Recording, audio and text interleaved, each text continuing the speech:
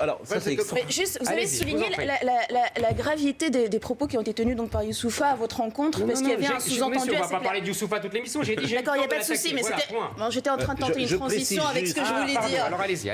Mais par exemple, quand vous dites tous les musulmans, qu'ils le disent ou non, vous essayez de voir si vous n'allez pas nier ensuite, qu'ils le disent ou non, considèrent les djihadistes comme de bons musulmans. Mais vous vous rendez compte justement de la violence, là tout à l'heure vous disiez la violence, de ce que ça a impacté sur ma famille et tout. Quand vous faites passer à des personnes qui peuvent vous croire qu'à chaque fois qu'elles vont rencontrer un musulman, ils vont se dire que cette personne pense que les djihadistes sont de bons musulmans. Moi je veux vous dire, je suis d'une famille musulmane, d'une grande famille, et je peux vous dire, de toute cette branche, à droite, à gauche, et dedans, il y a des libéraux, il y a quelques conservateurs, il y a tout ce que vous voulez.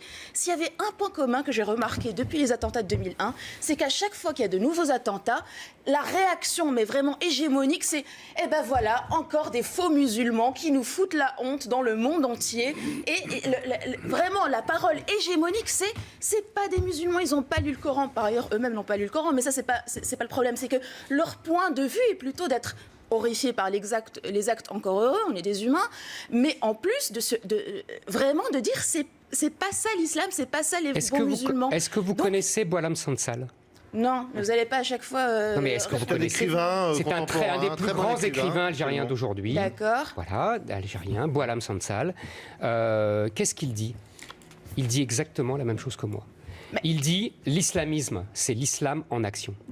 Voilà. Mais c'est pas ce que vous dites tous les musulmans, monsieur et madame tout le monde. Les personnes qui nous écoutent. Et Boualem Sansal dit la même chose. Boualem Sansal dit pourquoi vous citez quelqu'un d'autre si je suis en désaccord avec vous? Parce que c'est un grand écrivain algérien de culture musulmane et qui, je pense, connaît très bien la culture musulmane. Il sait que le djihad fait partie des commandements du Coran. Il sait que... C'est un texte archaïque qui a été écrit il y a des siècles. Le Coran est un texte archaïque. Évidemment, moi je veux bien. Il a été écrit mais allez expliquer ça dans les banlieues. Vous allez bien évidemment. Aussi. Et par ailleurs, ceux qui l'ont un petit peu étudié savent très bien qu'à la base, le Coran et l'étude de la vie du prophète, qui était censé être un petit peu la base juridique, était tellement incomplet que 3 siècles plus tard, ils avaient été obligés pour faire le faire. Mais je suis ravi de vous entendre dire ça. Mais allez expliquer ça dans les banlieues. Vous allez être comme il faut. Les banlieues, déjà tous les musulmans ne sont pas en banlieue. Vous dites les musulmans. Vous faites abstraction de toute analyse de classe, de toute analyse de lieu et de mode de vie. Vous savez, il y a une phrase de Benjamin Constant que j'aime beaucoup. D'accord. Qui dit chaque fois pour faire diversion. Qui dit non,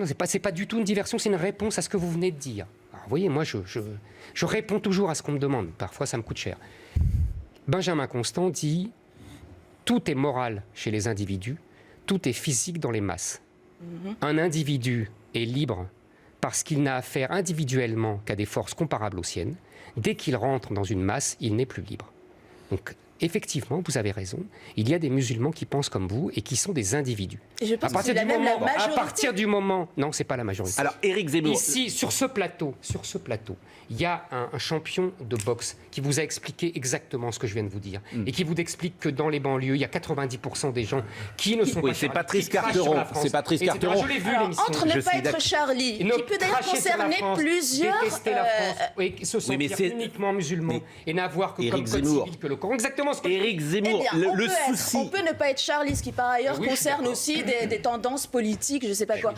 On peut, voilà, et ne pas dire que quand même un criminel qu'on a vu rouler en camionnette sur des personnes, sur des Nissans, que la majorité des musulmans disent c'est quand même un bon musulman. On va poursuivre le débat. On va marquer une page de publicité, mais on va poursuivre le débat.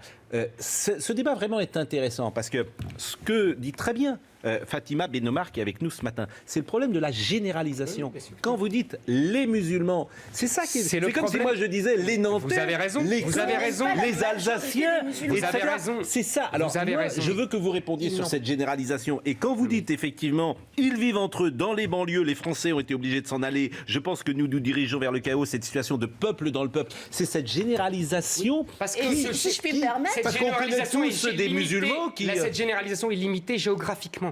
Je dis dans les banlieues, c'est ce qu'on appelle aujourd'hui les territoires perdus de la République. On marque une page de publicité. Il y a aussi un manque de rigueur dans vos formulations. Ce sont les musulmans contre les Français qui partent. C'est-à-dire que là, vous ne dites pas les non-musulmans partent, c'est les Français qui partent, quelle que soit leur religion. On marque une page de publicité. Éric, moi je suis content de la qualité de ce débat. Je remercie Éric Zemmour et Fatima Benomar, qui donne à ce débat vraiment un échange sur le fond, avec Clément Viktorovitch bien évidemment, mais qui donne, une qualité de débat avec des gens qui peuvent échanger.